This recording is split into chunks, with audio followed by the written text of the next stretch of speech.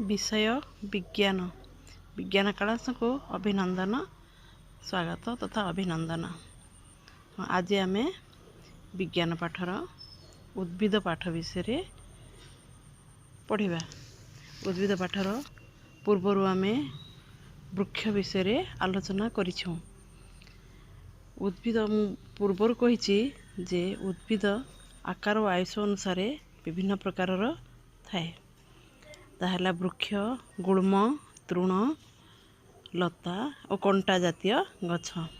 ताहले आमे वृक्ष जानी सारिछे। वृक्ष विषय सेटा बहुत मोटा एवं डेंगा एवं बहुत वर्ष बंचे, किंतु आज आमे गुल्म गछ विषय जानिबा। ताहले देखो गुल्म गछ क्या कह जानिबा। गुल्म गछ देखो ये गोलाप गछ होची गुल्म गछ। ये गोलाप गछटी होची गुल्म गछ। ये गोलाप गछ बेसी वर्ष बंची न थाए। ये मंदार गछ मध्य गुल्म गछ। ये टगर गछ मध्य गुल्म गछ।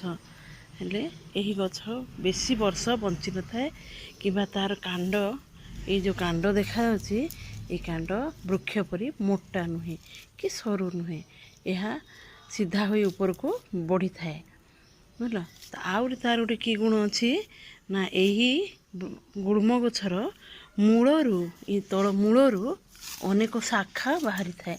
देख ये गोटे गछ लगा होता ये केतेटी गछ हो जाइए माने कांडरू मान मूलरू केते गछ बाहरी। देख केते शाखा बाहरिक पुणी ये गोलाप गछर मध्य देख ये गोलाप गछर मध्य केते गुड़िए मूलरू बाहरी हाँ ना नहीं।